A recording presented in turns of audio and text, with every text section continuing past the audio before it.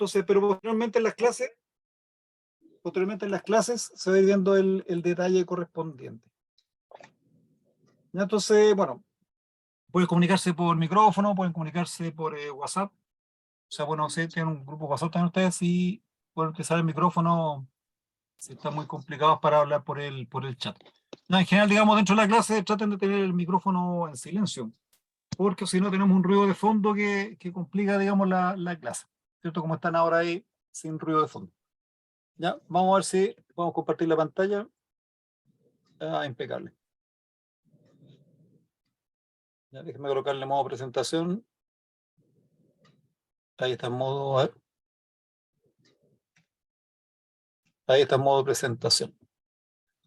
Ya, entonces, bueno, a ver, como les mencionaba, la clase del día de hoy es una introducción a las ciencias naturales. Vamos a ver aspectos generales, algunos ejemplos, algunas definiciones. Y en la parte final vamos a ver el método que utiliza la ciencia, que es el método científico. ¿Ya? Partamos entonces con la primera diapositiva. Esta primera diapositiva nos menciona el objetivo que tenemos dentro de la clase. Fíjense, dice, utilizar el conocimiento científico para resolver problemas, extraer conclusiones y proponer soluciones para situaciones nuevas. ¿Ya? Más o menos, fíjense, este objetivo es bastante ambicioso, pero tiene que ver, digamos, con lo que ocurre en la ciencia.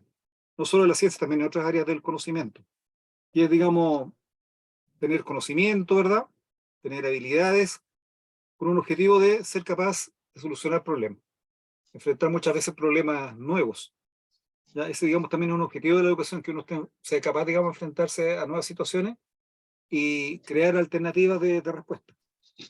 ¿Ya? Ser capaz, ¿cierto?, a través de una experimentación, del razonamiento, de la observación, poder extraer conclusiones. ¿Cierto? Y también, finalmente, digamos, proponer soluciones para situaciones nuevas. ¿Ya? Entonces, este es más o menos el objetivo que perseguimos con la clase. ¿Cierto? Veamos qué son las ciencias naturales. ¿Cierto? Fíjense, dice, son todas aquellas disciplinas científicas que se dedican al estudio de la naturaleza. Ya, uno dice disciplina científica, está nombrando en plural, o sea, estamos hablando de que son muchísimas. ¿Ya? En general podemos agruparlas en tres: física, química y biología. Pero a su vez, cada una de estas áreas tiene subáreas. Y esas subáreas también tienen especializaciones. ¿Ya? Porque obviamente el conocimiento que tenemos en la actualidad es tremendamente amplio. Esto, a modo, digamos, de ustedes que tengan de referencia, por ejemplo, solamente en química, hablamos de más de 10 millones de compuestos. ¿Qué tenía Vicente? ¿Ya? Entonces, es mucho, digamos, el conocimiento que se maneja. También, digamos, tienen ciertas complejidades, por lo tanto, se trabajan en las distintas áreas y en las subáreas para poder, digamos, funcionar. Pero hay que tener en claro, ¿cierto?, que las ciencias naturales, o más bien dicho, la naturaleza, siempre actúa, digamos, en conjunto, siempre está involucrado todo. Pero nosotros la separamos para poder entenderla y poder manejarla. ¿Ya? Fíjense, ahí le coloqué algunos ejemplos ¿cierto?, de algunas áreas que están dentro de las ciencias naturales. En la primera parte, fíjense, les nombré algunos casos del área de la física. Partimos ahí con astronomía.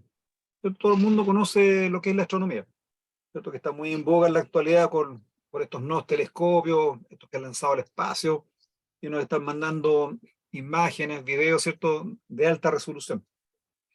Toda una revolución, porque si nos remontamos hace no mucho tiempo atrás, hace un par de décadas, esta información solamente la manejaban los científicos. Y si hacían algunas publicaciones, nosotros podíamos ver alguna fotografía, pero de vez en cuando. Y no eran tan de buena calidad, pero ahora son de alta resolución.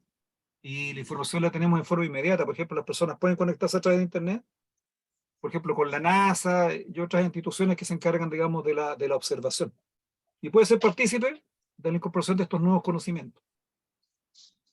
Ya, después, por ejemplo, ahí también les coloco otra área también que se hizo más o menos importante por ahí, fin de la Edad Media, el Renacimiento, la óptica, ¿cierto? Cuando aparecen, digamos, los lentes, los microscopios, los telescopios, ¿cierto? Esa es un área de la física tremendamente importante. que nos ha permitido ver lo que está muy lejano y también nos ha permitido ver lo que es de muy pequeño tamaño. Por ejemplo, el caso de los microscopios. Después aparece, fíjense, otra área que es mecánica. ¿Cierto? Esta área tiene muchísimo más tiempo y también se ha ido desarrollando. Ahí uno de los principales actores es Isaac Newton, que cuando se vea el capítulo física ahí vamos a ver ciertos sus aportes, un físico que participó en distintas áreas, pero en esta, ¿cierto?, él desarrolló, digamos, la descripción del movimiento y las causas del movimiento. Eso es la fuerza. Ahí aparece la potencia, aparece la energía, todos estos conceptos que uno los ubica, los conoce, ¿eh? Pero acá tenemos que, digamos, aterrizarlo, ¿verdad? Y utilizarlo, digamos, con el lenguaje científico. Después aparece, fíjense, otra área, electricidad y magnetismo. Para nada de lejana, ¿por cierto? Nosotros, ¿qué seríamos sin electricidad? ¿Cierto? En estos momentos tenemos iluminación, tenemos una pantalla, estamos con el celular, estamos con el computador, ¿cierto? Muchos pueden tener calefacción. Entonces la electricidad es parte de la vida cotidiana. Nosotros la aplicamos y la utilizamos muchísimo. ¿Por qué? Porque es una energía muy fácil de, digamos, de acceder. Entonces tenemos una red de electricidad, enchufamos los equipos y comienza, digamos, a fluir esta energía. ¿Cierto? ¿Y por qué se habla de electricidad y magnetismo? Porque son dos áreas que están relacionadas. ¿Cierto? El magnetismo uno puede recordarlo con el caso de los imanes, ¿cierto? Pero también tienen muchísimas aplicaciones, por ejemplo, en los motores. Después aparece, fíjense, otro ejemplo que es la física nuclear, ¿cierto? Que tiene que ver, realmente uno habla de física nuclear y las personas piensan en la bomba atómica, ¿cierto? Que todo el mundo lo ubica ahí, es terrible, ¿cierto? Mucho efecto negativo, pero también la física nuclear se encarga de otros temas. También, por ejemplo, tiene investigación, está la industria de los alimentos, está también, por ejemplo, en la medicina, en hospitales, en clínicas, ¿cierto? Se utiliza también la física nuclear, por ejemplo, algunos tratamientos para el cáncer. Ya después coloqué algunos ejemplos de la química, ¿cierto? La química uno lo asocia con el tema industrial y el tema laboratorio. ¿Y por qué ocurre eso? Porque la química ve la transformación de la materia, ¿cierto? Entonces los químicos ahí están enfocados a estudiar nuevos productos y buscando sus aplicaciones, sus propiedades, sus características para poder utilizarlo. ¿Ya? Después también aparece ingeniería química asociada con este mismo tema, y al final les coloqué algunos ejemplos del área de biología. Botánica, ¿cierto? Las plantitas, los vegetales, zoología, el estudio de los animales, la genética, ¿verdad? Que ha tenido, digamos, una gran revolución porque nos ha entregado información con respecto, digamos, el por qué es esto, los organismos tienen ciertas características y por qué funcionan de cierta manera, y por qué también son distintos, por qué son tan diversos y por qué también tienen semejanza. ¿Cierto? Eso lo estudia el capítulo de la genética. También aparece, fíjense, la evolución, que surgió más o menos a mediados del siglo XIX, pero que ha ido permitiendo explicar bastantes fenómenos dentro del campo de la biología y también dentro de otras áreas. Ya, entonces, fíjense, acá yo les coloqué un ejemplo, tal vez probablemente a ustedes puede que se les ocurran otros más, ¿cierto? Distintas subáreas que están relacionadas con las ciencias naturales. Ya, entonces, esta una pequeña introducción más o menos para ir ubicándonos en dónde estamos. ¿Ya? Fíjense aquí, con respecto a lo que vamos a ir revisando en la clase, ¿eh? Dice, las ciencias naturales se encargan de estudiar los aspectos físicos, químicos y biológicos de la realidad, ¿cierto? Esta realidad que nosotros tenemos, ¿cierto? Y que observamos a través de los sentidos, basándose en observaciones de un determinado hecho. ¿Cómo lo hacen estas ciencias naturales? Por lo general, experimentando. ¿Ya? Muchas veces cuando no se puede experimentar, a través del razonamiento, a través de la observación.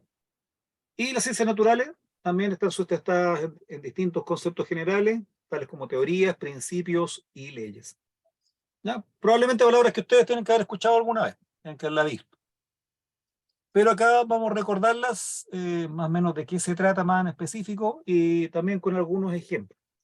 Esto para que vamos entrando acá a las ciencias naturales.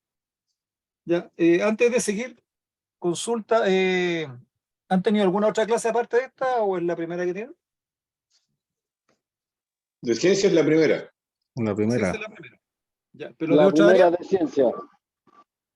Matemática, lenguaje, Pero lenguaje, ¿ya? historia, matemática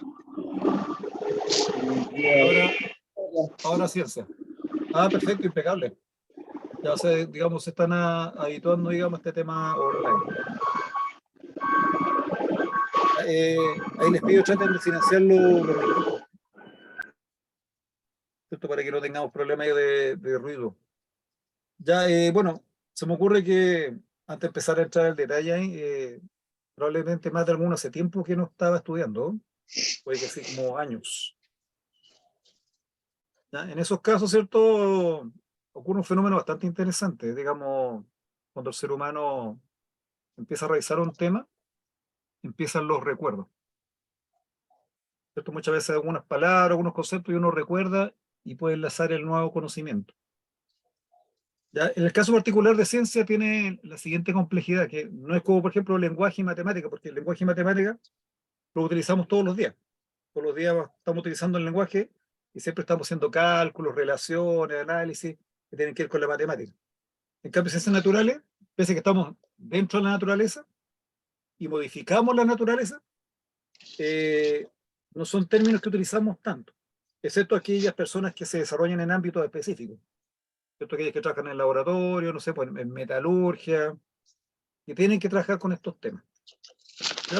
Entonces, ¿cómo uno puede ayudarse acá en el caso de ciencias naturales? Bueno, en primer lugar, leer los apuntes, estar en las clases, leer, ¿cierto? Repasar, hacer algún resumen, de manera tal, ¿cierto?, para ir ayudando ahí a la mente, al cerebro, a ir entrando a este tema. ¿Ya? Recuerden que el conocimiento y el aprendizaje no es así inmediato. No es porque yo lea la primera y me lo voy a aprender, no es así. Esto ocurre para todos los seres humanos, porque hay muchas personas que se frustran, dicen, es que a mí me cuesta, no puedo". Y no se dan cuenta que también el que está al lado o otra persona también les cuesta. Tal vez la única diferencia está en que la otra persona insistió. Leyó por segunda vez, por tercera vez, hizo los ejercicios, copió su cuaderno, preguntó y avanzó. ¿Cierto? El aprendizaje está cuando uno enfrenta lo nuevo. ¿Ya? Cuando uno repite siempre lo mismo, no hay mayor aprendizaje, solamente está repitiendo. Pero Profe, cuando uno disculpe, comienza el aprendizaje, dígame. yo por ejemplo, bueno, no sé, por una, ¿cómo se dice? Una cotización. Yo estoy tomando atención a lo que usted está hablando y cada párrafo que pone en la pantalla del tablet, yo ¿Ya? estoy anotando todo Ah, lo que está, lo que significa la ciencia, estoy apuntando cómo se dice y así después lo repasa tranquilamente. ya ¿Estará no, bien? perfecto. Sí, no, ¿Está está bien? bien, Sí. sí. Profesor, Sí, profesor, una dígame. consulta. Esta clase Sí, también queda grabada igual que las anteriores, ¿verdad? sí, quedan grabadas y después yo al coordinador le envío el PDF o el PPT, se lo envío para que lo revise y se los envíe a usted. ¿Alguien sabe Ah, ok, que muchas gracias. las otras clases yo no las han grabado igual y no sé a dónde las están enviando? Ya, tienen que conversarlo eso con su coordinador, ¿cierto? Sergio Pérez, que está al comienzo, ¿cierto? Él se maneja con esos temas. Ah, ya, perfecto, para ¿Ya? preguntarle a él entonces. Ya, todos esos temas pregúntense lo antes posible para que después no se queden atrás. Sí, Claro. porque ayer lo de matemática, el profe también dijo que iba a enviar unos No lo envió, ejercicios. po. ¿Ah? ¿Ya?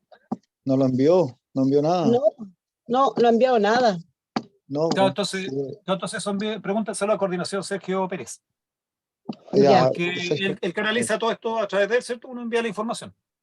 Ya, profe. perfecto. Y eso. Ya, veamos el primer concepto de lo que es principio científico. Ya, con respecto a los apuntes, vayan anotando, digamos, lo más genérico, ¿no? Los títulos más o menos, ¿cierto? El concepto en general, porque, como le digo, después van a tener PDF. Pero en un cuadernito uno puede ir anotando ahí lo más importante que uno va captando, ¿cierto? Porque ahí ya el cerebro, fíjense lo interesante, del sistema nervioso. Cuando uno mira, el sistema nervioso está captando. Cuando uno escucha, hay otra parte del sistema nervioso que también está captando. Cuando uno lo habla, otra parte del sistema nervioso se activa. Entonces, mientras más ciertos sensores yo activo, mejoro el aprendizaje. ¿Ya? Por ejemplo, no sé si ustedes han fijado, algunas personas cuando estudian, leen en voz alta. Y es porque cuando leen en voz alta, fíjense, están hablando, están mirando y están escuchando. Entonces están activando el conocimiento a través de tres circuitos distintos del sistema nervioso. Ya, entonces, bueno, principio científico. Ahí está la definición, digamos, de lo que es la palabra. Dice inicio, comienzo, origen. ¿Ya? Con respecto a la parte científica, dice, se establece sobre la base de evidencia experimental. ¿Ya? ¿Qué significa esto? Que en ciencias yo puedo mencionar muchos temas, puedo elaborar hipótesis, puedo plantear una teoría, puedo decir muchas cosas, pero tengo que basarme en resultados logrados en el laboratorio, logrados a nivel de experimental, ¿cierto? Tener evidencia, tener datos, como dice ahí, hechos concretos, ¿cierto? O sea, yo lo que estoy diciendo lo estoy diciendo con pruebas, ¿cierto? Fíjense, dice aplicable a un grupo definido de fenómenos y condiciones, ¿cierto? Esta, digamos, es la base, ¿cierto?, respecto del principio científico. ¿Cierto? Más abajo, fíjense, dice, es un tipo de ley general que permite explicar distintos fenómenos físicos, químicos y o biológicos. Ya, entonces, vamos a revisar, a través de un ejemplo, el caso de las leyes dentro de la ciencia, ¿eh? ¿Cierto? Pero lo más importante que hay que ir entendiendo, que estos principios nos permiten explicar estos distintos fenómenos. ¿Cierto? Y vamos a ver ejemplos de las distintas áreas. ¿Cierto? Fíjense, vamos a partir con un principio de la química. ¿Cierto? El principio de conservación de la masa de Lavoisier, ¿cierto? Un científico ahí francés. ¿Ya? Puede que lo hayan escuchado, puede que no. Pero digamos, este concepto está, digamos, abocado a lo que es la química. Fíjense lo que dice. La masa no se crea ni se destruye, solo se transforma. La masa es la cantidad de materia, ¿cierto? La masa que por ejemplo, cuando uno va a comprar algo, ¿cierto? Y utilizan una balanza, ¿cierto? La balanza le entrega el resultado en gramos, en kilogramos, ¿cierto? Me está entregando la cantidad de materia. Entonces, fíjense lo que nos dijo Lavoisier, pues, que la masa no se crea. O sea, no es un tema de magia. Tampoco se destruye, o sea, que digamos desaparece. Él lo dice que hay una transformación, que es la base finalmente de lo que es la química. ¿Cierto? En la química hay transformación, ¿cierto?, de las materias primas. ¿Ya? Me decían que ustedes están en Codelco, ¿cierto? Ahí en Codelco, bueno, ustedes pueden observar eso en la práctica, ¿cierto? Como hay transformaciones físicas y después hay transformaciones químicas, ¿cierto? Cuando finalmente refinan ahí los minerales ahí y logran llegar ahí a barras de cobre, de platino, de lo que ustedes, digamos, refinen ahí en la industria que les corresponde, ¿cierto? Hay transformaciones físicas y químicas. Pero no es que nadie, digamos, esté creando cobre.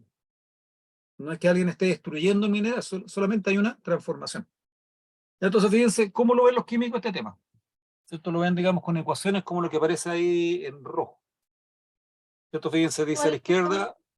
Sí, dígame. Ya, fíjense ahí a la izquierda, lo que aparecen, digamos, A y D. ¿Cierto? Es una generalización, me están hablando ahí de las materias primas. Podrían ser cualquier tipo de materias primas. La flechita me está indicando que hacia la derecha va a ocurrir la transformación en C y D, productos. Esto está una ecuación genérica. De estas ecuaciones hay millones de ecuaciones que permiten Profe, explicar, ¿qué digamos, podría esta ser transformación. AID? C y D serían los productos finales. A y B las materias primas y C y D los productos finales. Esto está una ecuación Ok. genérica. Esto que me está Y indicando llevándolo a un contexto general, ¿qué sería A y B en alguna cosa que se transformara a C y D, por ejemplo? claro, A y B serían las materias primas. Bueno, yo les tengo un ejemplo acá para que lo vean. Fíjense, ahí les coloqué un ejemplo, pone fórmulas químicas con compuestos reales. Fíjense, por ejemplo, esta es una ecuación de combustión. Existen distintos tipos de ecuaciones, ¿cierto? Son todas muy específicas. Fíjense ahí, digamos, para que vayamos entendiendo un poco la química. Ahí aparecen unas fórmulas. Aparecen unas fórmulas químicas, ¿cierto? Que estas fórmulas químicas, se fijan, representan compuestos. Por ejemplo, el Profe, ¿estas fórmulas CH4. aparecen en la tabla periódica? Claro, los elementos están en la tabla periódica. Ustedes van a encontrar los 118 elementos que se conocen en la actualidad. Y estos elementos se combinan entre ellos y forman estos compuestos que aparecen aquí. Estos compuestos. Ah, ya, perfecto. Claro. No, son millones de compuestos. Este es solamente un ejemplo, pero para que vayan Sí. captando cómo es la idea. CH4, por ejemplo, este compuesto se llama metano, que es un gas natural que sirve como combustible. Ah, Ya, ya. esto lo utilizan bastante, digamos, en el extremo austral de Chile utilizan bastante metano como combustible.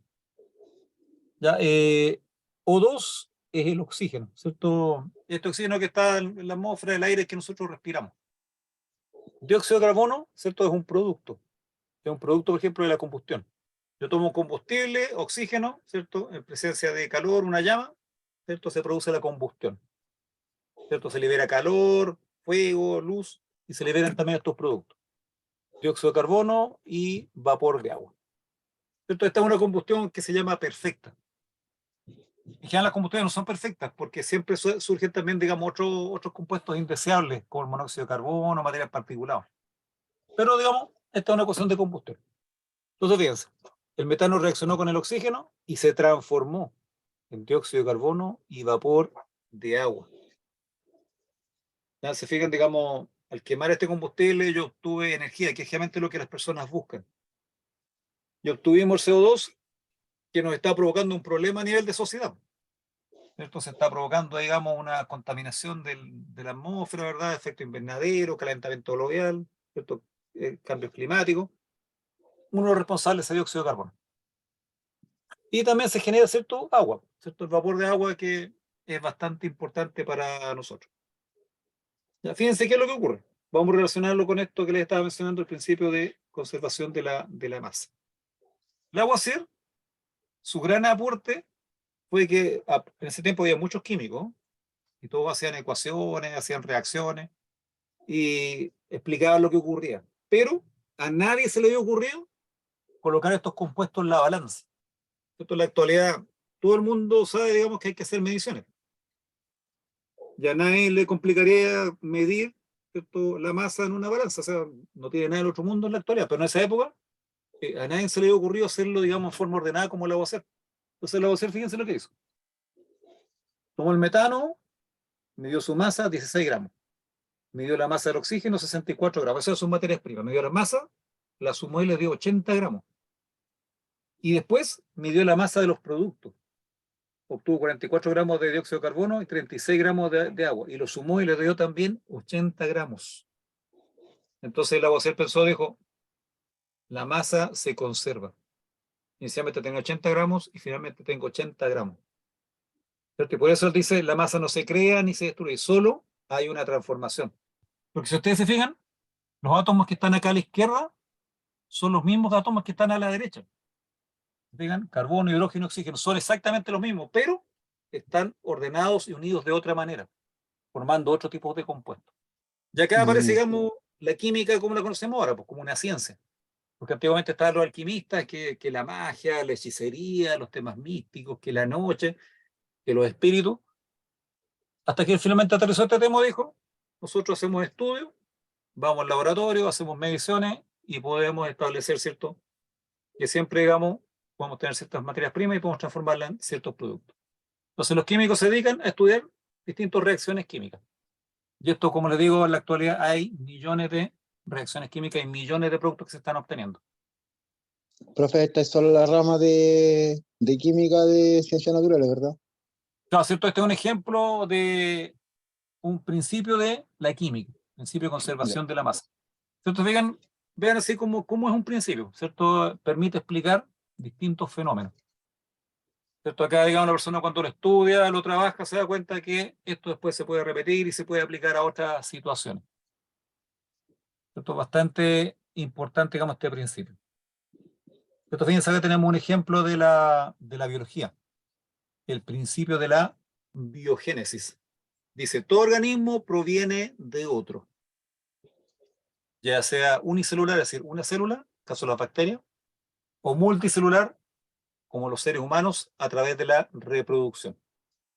¿Cierto? Este es un tema también que, bueno, si se los preguntáramos a ustedes, nadie diría que esto es como novedoso. Todas las personas saben que, ¿cierto?, un organismo proviene de otro organismo, ¿cierto? Y sabe cómo es el mecanismo, sabe que el mecanismo es la reproducción. ¿Ya? Pero antiguamente esto no estaba tan claro. Habían teorías, por ejemplo, como de la generación espontánea. ¿Cierto? Algunos pensaban que de pronto aparecía un ser vivo, de la nada. No había nada y de repente estaba. ¿Cierto? Pero a través de distintos estudios e investigaciones, que fueron muchísimas, se llegó a esta conclusión, ¿cierto? El principio de la biogénesis. Fíjense lo siguiente, dice, toda célula proviene de una célula preexistente a través de la reproducción celular. Por ejemplo, fíjense lo que pasa con las células de la piel, pues nosotros constantemente estamos renovando la piel, ¿cierto? Los niños, los adolescentes la renuevan muchísimo más rápido, y por eso, ¿cierto? Les vemos la piel más tersa. Pero cuando vamos aumentando en edad, esta reproducción se va haciendo más lenta, ¿cierto? Y ahí empiezan a aparecer, ¿verdad? El daño a la piel, empiezan a aparecer las arrugas, ¿cierto? Cambia la textura, aparecen las manchas, ¿cierto? Porque esta reproducción ya se hizo muchísimo más lenta. ¿Ya? Pero todos tenemos claro que las células de piel vienen de otras células de piel, ¿cierto? No es que aparezcan de la nada, ¿cierto? Las células ahí se van reproduciendo, ¿cierto? A través de distintos procesos. ¿Cierto? Fíjense, dice, la célula procede por división de otras células. Y acá aparecen dos casos, adelantando los temas de biología. ¿Cierto? Dice mitosis en células somáticas. Las células somáticas son las células del cuerpo. Entonces es el proceso que permite la división de células en el cuerpo. Y la meiosis, ¿cierto? En células germinales. Se referiría a las células sexuales, ¿cierto? Por ejemplo, el óvulo y los espermatozoides. Son procesos distintos. Mitosis y meiosis, ¿cierto? Que están hablando ahí de la división celular. Yo tengo una célula inicialmente y después tengo dos. ¿Cierto? Fíjense, ahí aparece un ejemplo más o menos lo que les estoy mencionando ahí en la imagen. ¿Cierto? Fíjense, a la izquierda tengo una célula, ¿cierto? Acá aparecen sus cromosomas. ¿Cierto? Y fíjense a la derecha, esa célula finalmente se transformó en dos células idénticas a la original. Yo inicialmente tenía una y después tengo dos. ¿Por qué ocurre esto? ¿Cierto? Ocurre por distintas razones. Por ejemplo, cuando el niño está creciendo, se está desarrollando, ¿cierto? Y en la edad adulta, porque muchas veces hay que regenerar tejidos que se dañan. ¿Cierto? Por ejemplo, tejido, lo mismo que estaba mencionando recién, la piel, necesita recuperarse, células que se perdieron, que se dañaron, necesitan recuperarse, y esto se obtiene a través de este proceso de división. ¿Cierto? Y acá esquemáticamente más o menos explica qué es lo que ocurre, ¿eh? ¿Cierto? Bueno, para explicar este tema hay que verlo todo en una clase completa, para ver solamente, por ejemplo, lo que dice ahí mitosis, y otra clase completa para ver lo que es meiosis. ¿Cierto? Hay varios conceptos, varias situaciones que están ocurriendo, pero en términos simples, tengo una célula que finalmente se transforma ahí en dos iguales a la original. ¿Cierto? Este es el principio de la biogénesis. ¿Ya? Fíjense, vamos a mencionar ahora los conceptos de las teorías. ¿Cierto? En ciencias se trabaja mucho con teorías. ¿Cierto? Son bastante amplias. Dice, por ejemplo, es un conjunto de conceptos, los cuales, por ejemplo, se incluyen abstracciones de fenómenos observables. ¿Cierto? Fíjense acá con respecto a estos temas, ¿eh? Por ejemplo, cuando yo hablo de temas concretos, por ejemplo, lo que yo puedo ver, puedo tocar, puedo maniobrar. Y abstracciones, ¿cierto? Son, por ejemplo, temas que los que estamos viendo ahora, en que yo tengo que pensar, tengo que imaginar, tengo que razonar. ¿Cierto? Que son ahí habilidades que se adquieren, digamos, con la edad. Por ejemplo, a un niño le es muy difícil el tema de las abstracciones, pero alguien adulto está capacitado, digamos, para entender estos temas que son abstractos. ¿Cierto? Pero con respecto a fenómenos que son observables, ¿cierto? Y propiedades cuantificables, que se refiere a propiedades que yo puedo medir, ¿cierto? Por ejemplo, como lo anterior, medir la masa. ¿Ya? También, por ejemplo, yo puedo medir las longitudes, puedo medir el tiempo, ¿cierto? Hay propiedades que se pueden medir, ¿cierto? Junto con reglas que son las leyes científicas. Dice que expresan las relaciones entre las observaciones de dichos conceptos. O sea, fíjense, la teoría científica es bastante amplia. Realmente en las teorías científicas participan muchísimos científicos a través de muchísima experimentación, mucho compartir información, datos, resultados, y también realmente a veces ocurren en tiempos muy largos. Por ejemplo, los temas estos de la principio de la biogénesis pasaron décadas de información que se han traspasando unos científicos hasta otros hasta poder construir, ¿cierto?, la teoría celular. Dice, una teoría celular se construye para ajustarse a los datos experimentales, ¿cierto? Yo obtengo unos datos, ¿cierto? Y en base a esos datos yo elaboro mi teoría. Se propone como un principio o conjunto de principios para explicar una clase de fenómenos. Entonces, fíjense, abajo coloqué dos imágenes para para ir entendiendo esto. A la izquierda, ¿cierto? Y vemos un científico y lo vemos bien protegido, ¿cierto? Por dos razones. Puede ser una, imagínense, este puede estar trabajando con bacterias, con virus. Entonces, para no contagiarse, está protegido. Pero también pudiera ser que Al está revés, también protegido para no contaminar la muestra. Dígame. Dígame, lo escucho.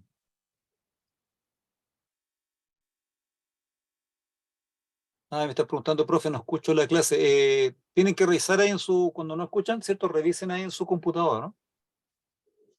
¿Cierto? Muchas veces uno mismo silencia, digamos, el tema del computador. Ya, entonces, fíjense acá a la izquierda, ¿cierto? Un científico ahí experimentando, observando, haciendo mediciones. De forma muy ordenada, muy sistemática. Después que hace el experimento, ¿cierto? Pasamos a la parte que está acá en la derecha, ¿cierto? El análisis de los datos, de los resultados. ¿Cierto? La persona, por ejemplo, escribe textos de sus resultados, elabora gráficos, ¿cierto? Y los analiza. ¿Cierto? Y de acuerdo a eso, establece conclusiones respecto a su experimentación. ¿Cierto? Se ha hecho mucha experimentación, muchas observaciones y tiene claro, digamos, que lo que logró, ¿cierto? Permite explicar un cierto fenómeno. Pudiera, por ejemplo, dar el salto a hablar de una teoría científica. Pero, digamos, eso realmente ocurre después de muchísimas investigaciones, después de mucho trabajo, no es algo así tan fácil. ¿Cierto? Veamos algunos ejemplos de leyes científicas. ¿Cierto? Por ejemplo, fíjense la teoría celular. ¿Cierto? Esto yo se las mencionaba, demoró décadas en llegar a obtener, ¿cierto?, toda su estructura como la conocemos ahora con todos sus postulados. ¿Cierto? Fíjense la célula, digamos, la unidad de estudio de la biología. Dice, la célula es la unidad estructural de los seres vivos. O sea, todos los seres vivos están constituidos por células. células. ¿Cierto? Después dice, los seres vivos están formados por una o más células. Por ejemplo, los que tienen una sola serían las bacterias. Las bacterias solamente son una célula. Y en el También caso se de los seres considera, humanos, dígame, las bacterias igual se consideran un ser vivo. las bacterias se consideran, son seres vivos, ¿cierto? Son unicelulares. Y el caso particular de la bacteria, fíjense, son los organismos, ¿cierto?, más antiguos que se conocen. ¿Cierto? Se han encontrado, digamos, fosilizados, ¿cierto?, información de bacterias con aproximadamente 3.600 millones de años. Esto es como lo primero que conocemos, digamos, con evidencia sobre nuestro planeta son bacterias. Fíjense, han pasado 3.600 millones de años y tenemos bacterias por todos lados. O sea, se han ido adaptando, han sido capaces, ¿cierto?, de evolucionar de tal manera de permanecer vigentes. ¿Cierto? Y uno ve, digamos, cuando se provocan, ¿cierto?, las epidemias, las pandemias, ¿cierto?, lo poderosos que son estos seres vivos. ¿Cierto? Que con una célula son capaces de reproducirse rápidamente y de esta manera, ¿cierto?, adaptarse. ¿Cierto? Multicelulares, ejemplo del ser humano. El ser humano está formado por millones de células. Después, fíjense, dice, la célula es la unidad funcional de los seres vivos. ¿Ya? ¿Qué se refiere a esto? Que el metabolismo, ¿cierto?, las reacciones químicas ocurren a nivel celular. ¿Cierto? En las células, por ejemplo, ocurren procesos de respiración, ocurren también procesos digestivos internos de la célula, ocurre también reproducción. ¿Cierto? La célula es la unidad funcional de todos los seres vivos. ¿Cierto? Y a la medida que funcionen bien nuestras células, ¿cierto?, el organismo también va a funcionar bien. ¿Ya? Si la célula no funciona bien, vamos a tener problemas. ¿Cómo pudiera ocurrir, digamos, que la célula no funcione bien? Por ejemplo, si la persona tiene una mala nutrición, ¿cierto?, no le llegan ahí los reactivos a la célula y no va a poder funcionar bien. ¿Cierto? No le estamos entregando una buena nutrición. ¿Cierto? Si la persona no consume una cantidad necesaria de agua, si no practica actividad física, ¿cierto? Ahí todo eso va sumando. Después, fíjense, dice, la célula procede por división de otra célula, ¿cierto? Lo que hemos visto anteriormente, la mitosis y la meiosis. ¿Cierto? Fíjense, ahí les coloqué, bueno, una estructura de una célula, pero un modelo bastante simplificado, ¿no? Esto tienen que haberlo estudiado alguna vez en biología, ¿no? El tema de la célula. ¿Cierto? Fíjense, en el centro tenemos un núcleo, donde está la información genética, donde están los cromosomas. ¿Cierto? Alrededor tenemos una membrana.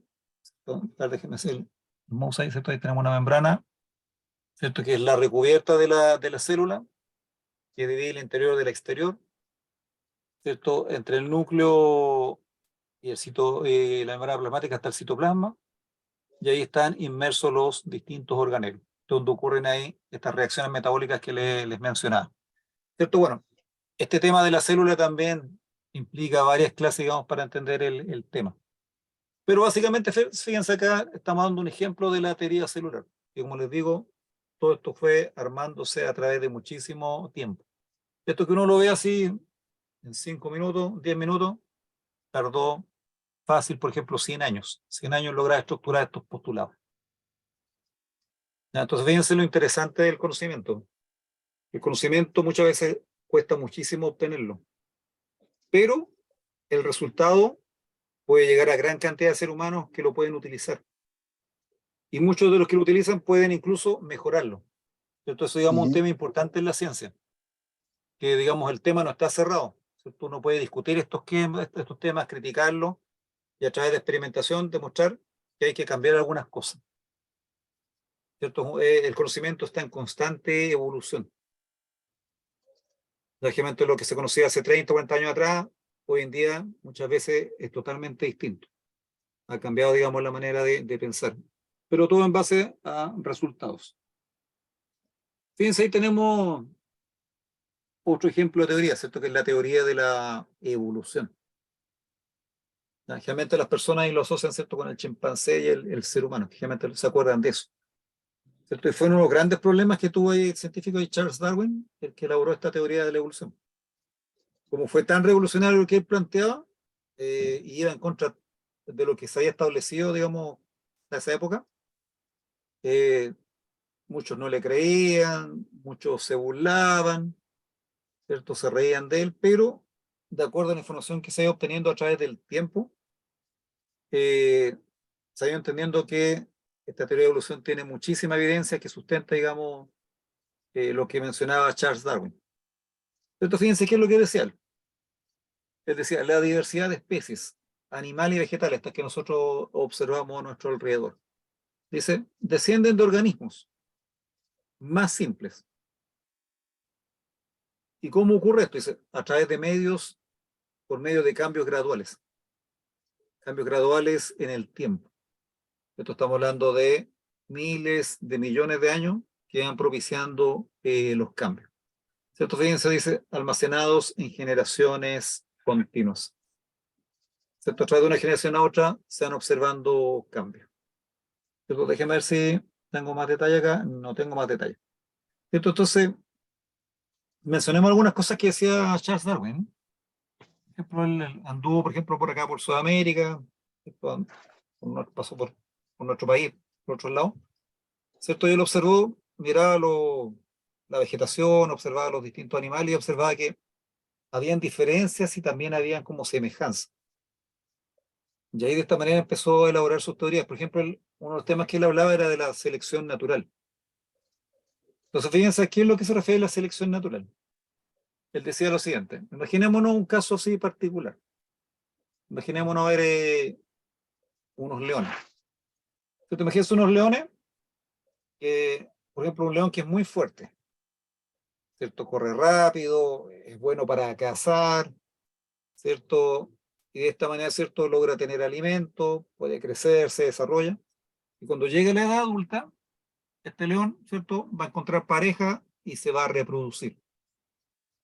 Entonces, ¿qué significa esto? Que su información genética se va a transmitir a las próximas generaciones.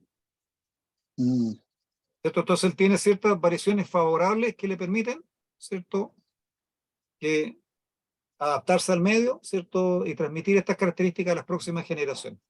Pero imagínense ahora, ahí cierto, uno habla de la selección natural, porque imagínense ahora un león frágil, un león que nació enfermizo, frágil, débil, le cuesta cazar, le cuesta alimentarse y probablemente no crece, no se desarrolla bien y muere antes de llegar a la edad adulta.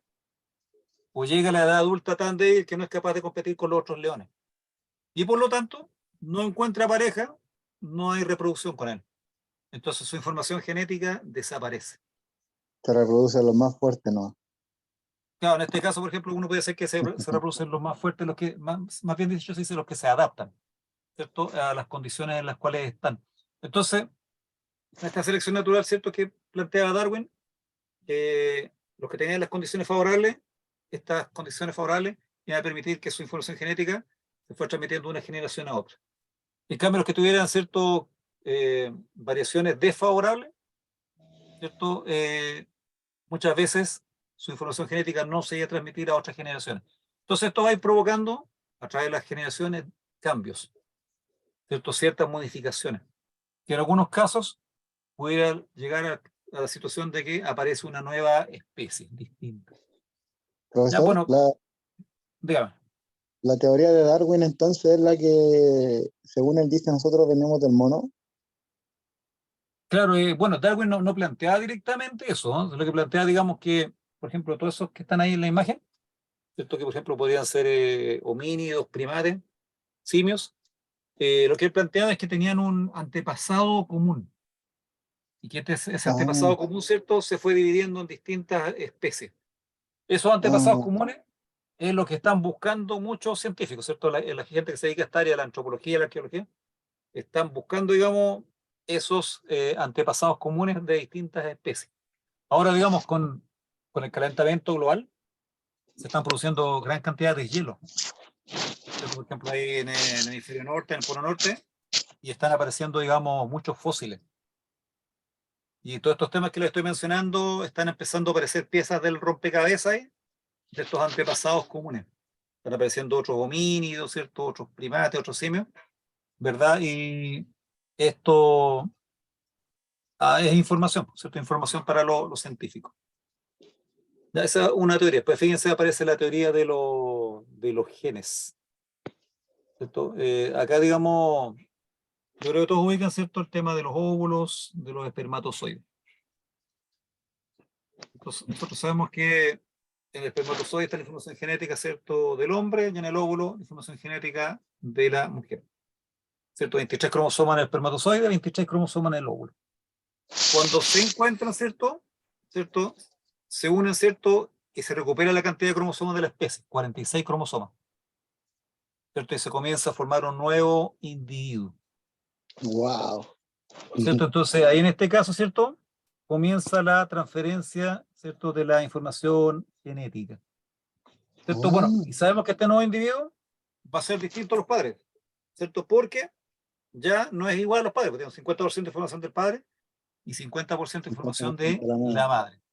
¿Cierto? Ahí ya hay una diferenciación del hijo con respecto a los padres.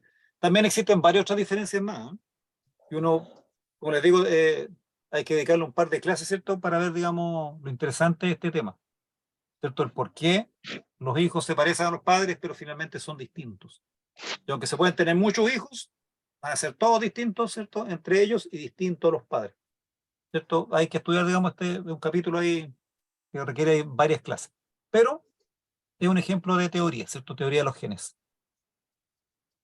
¿Ya? Vamos viendo algún otro aspecto ahí dentro de la clase, ¿cierto? Fíjense, adaptación al medio, ¿cierto? Los seres vivos, ¿cierto?, al igual que el ser humano, tienen características que les permiten adaptarse a su medio ambiente, ¿cierto? Gracias, ¿cierto?, a que nuestro sistema biológico tiene capacidad, tiene potencialidades de poder adaptarse,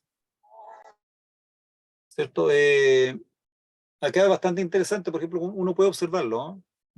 Por ejemplo, los que trabajan en la minería, ¿cierto? Ustedes pueden tener ejemplo claro, ¿cierto?, que algunos trabajan, no sé, a 4.000 metros de altura, con temperaturas es muy baja, están 2 semanas trabajando ahí en la altura, después bajan a la costa, ¿cierto? 0 metros de altura a nivel del mar, otra temperatura, otra humedad, ¿cierto? Otra cantidad de oxígeno, ¿cierto? Características distintas. Pero sin embargo, la persona se ambienta a los distintos ambientes, ¿cierto? Puede también la persona adaptarse a un tipo de alimentación, ¿cierto? Cuando está trabajando tiene un tipo de alimentación, cuando llega a su casa tiene otro tipo de alimentación. Pero su organismo tiene esta capacidad, ¿cierto?, de adaptarse, ¿cierto? Obviamente está todo esto dentro de ciertos límites. Si uno sobrepasa ciertos límites, ahí viene el daño, aparecen las enfermedades, ¿cierto? En algunos casos puede aparecer, ¿cierto?, la muerte. Ejemplo, los que escalan el Everest. ¿cierto? Sobrepasa los 8.000 metros de altura, ¿cierto? Hay menos presión, el aire es menos denso, hay menos oxígeno, tremendamente frío, mucho esfuerzo físico, y son condiciones ya límites para el ser humano. Ya no, el ser humano ya no se adapta a esas condiciones. Hay algunos casos excepcionales, pero pueden mantenerse un par de horas solamente en esas condiciones. ¿Cierto? No sé si han visto algún reportaje del Everest que cuando llegan a la parte final, lo que le llaman la zona de la muerte, parece que pueden permanecer, no sé, a lo máximo 2 horas. Y suben ahí muy protegidos con temas térmicos, con oxígeno. Y aún así, tienen que estar poco tiempo, si no, terminan dañándose y pueden morir. ¿Cierto? Entonces, todo este proceso de adaptación nos permite, ¿verdad?, ¿cierto?, el ser humano crecer, desarrollarse, sobrevivir, pero dentro de ciertos límites. Y eso es lo que muchas veces a algunas personas les cuesta entender, ¿cierto? Se autoexigen demasiado, ¿cierto? Y se colocan en situaciones muy límites y su organismo, digamos, no puede, ¿cierto?, adaptarse, protegerse. Por ejemplo, el caso de los fumadores excesivos, ¿cierto? El organismo va a poder, ¿cierto?, responder frente a cierta cantidad de cigarros que la persona fume. Pero pasado cierto límite, ya el organismo no es capaz de responder y comienza el daño. Lo mismo, por ejemplo, con respecto al consumo de alcohol. ¿Cierto? El organismo tiene la capacidad de degradar el alcohol. El alcohol, el organismo lo considera como tóxico, ¿cierto? El hígado lo recibe el alcohol y empieza a degradarlo. ¿Cierto? Tiene unas enzimas que lo transforman. Pero, si también si el ser humano insiste en consumir demasiado, el hígado ya no puede procesar todo este alcohol, ¿cierto? Y empieza a contaminarse el organismo y empieza el daño ahí a largo plazo.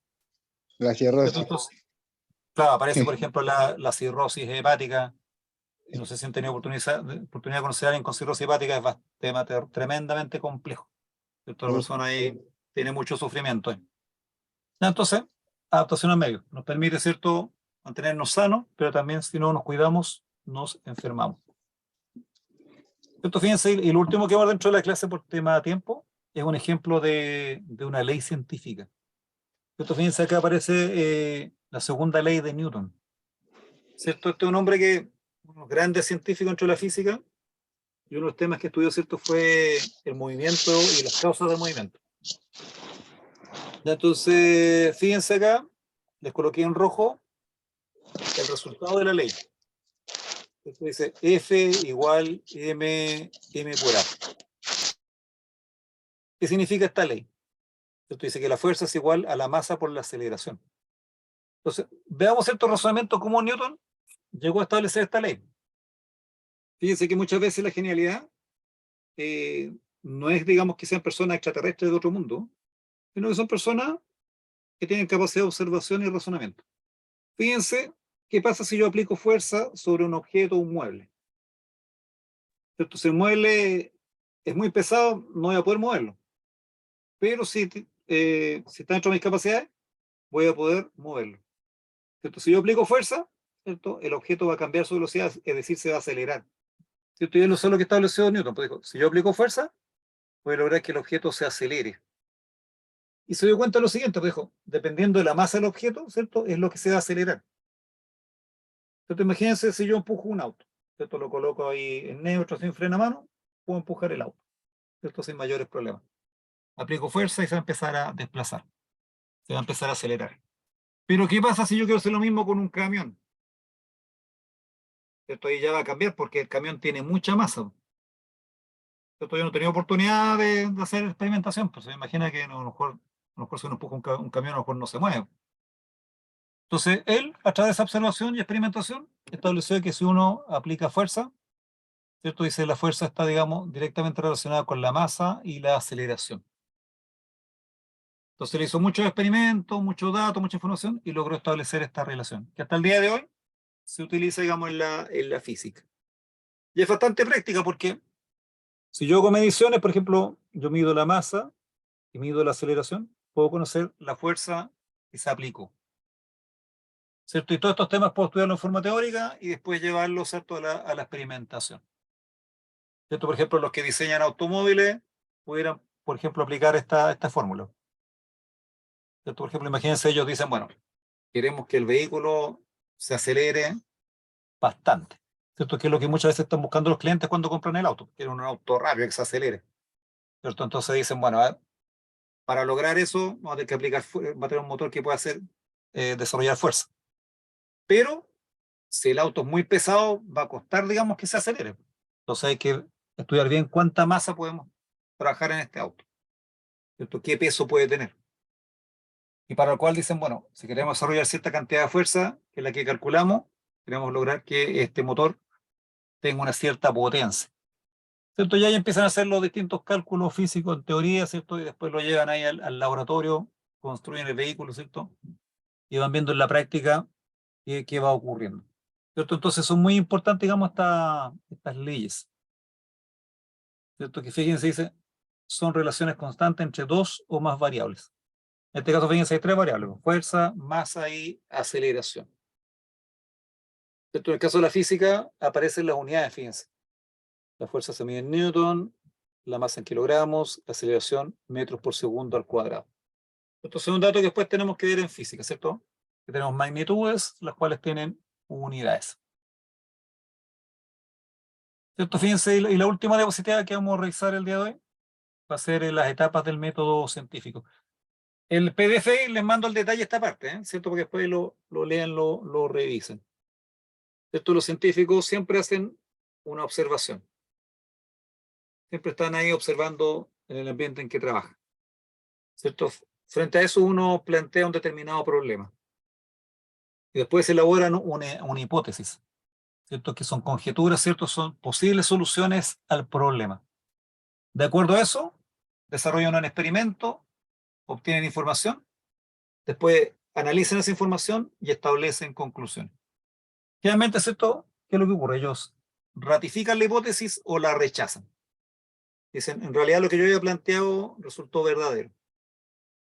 Así que vamos a desarrollar otros experimentos para volver a verificar lo mismo. O también dicen muchas veces, la hipótesis que yo planteé estaba totalmente equivocada. ¿Cierto? Así que la vamos a rechazar. Y vamos a desarrollar otro experimento. ¿Cierto? Elaborando otra hipótesis. Entonces, estas son las etapas del método científico, ¿verdad? Por tema de tiempo ahí se las dejo en el PDF para que las lean, ¿cierto? Y obviamente pueden consultarme más adelante con respecto a este tema. Ya, esta clase, ¿cierto? Finalizando, ¿cuál es la idea, ¿cierto? Es solamente una introducción a las ciencias naturales, ¿eh? ¿Cierto? Aparecen ahí distintos conceptos, distintas ideas, ¿cierto? Para que más o menos vamos entendiendo conceptos. En la clase en particular, cuando veamos los distintos temas, va a ser más fácil, ¿cierto? Porque vamos a ver un tema, ejemplo, pregunta de ejercicio, ¿cierto? Entonces ahí cada 10, 15 minutos vamos a ir revisando temas, ¿cierto? Ahí en detalle para, digamos, para que el aprendizaje sea rápido y práctico. Profe, una consulta antes que termine. Dígame. Porque me pilla la tecnología en realidad. Usted Bueno. ahí en la hora que estamos de clase, usted ahí ve las personas que estuvieron presentes, ¿cierto? Sí, pues están todos acá, aparecen en pantalla y también aparecen en el chat de los participantes. Ah, ya, ya. ¿Ya? Entonces, en este caso particular, bueno, el coordinador le sacó una foto y tiene todos los que estuvieron presentes. Así que, bueno, eso sería por el día. Pues, un gusto, bienvenidos. En las próximas clases, como les digo, va a ser más práctico, más simple. Gracias. Ya, pues nos quedamos hasta acá entonces. Ya. Un gusto conocerlos, que estén bien. Chao, chao, profe. ¿Dónde están las clases grabadas? Buenas noches. Chao, chao. Buenas noches.